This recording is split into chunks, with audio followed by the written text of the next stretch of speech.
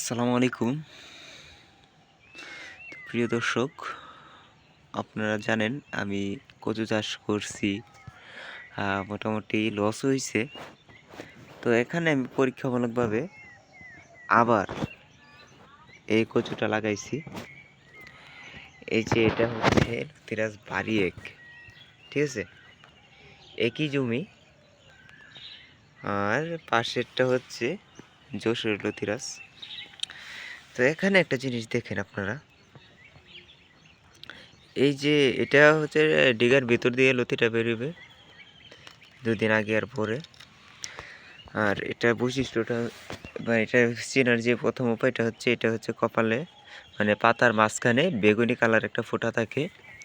এই যে দেখেন, পাতাটা একটু মোড়ালো থাকে, হাইব্রিড জাতের গাছটা দেখলে বুঝতে পারবেন। আর এটা হচ্ছে,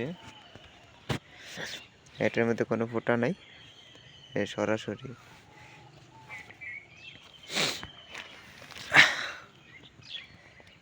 তো এখানে দেখেন, এখানে গাছটা কীরকম হয়েছে, আর লতাও আসতেছে ভালো।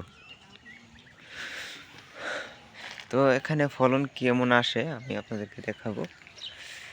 যে এখানে লাউ গাছও লাগানো আছে, মানে পানি দেওয়া হয় না আর কি, এক কথায়।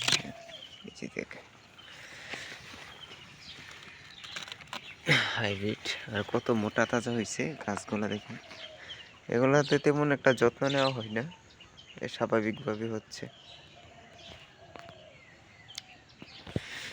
এই যে দেখেন, হাইব্রিড কচুতে এরকমইও থাকে।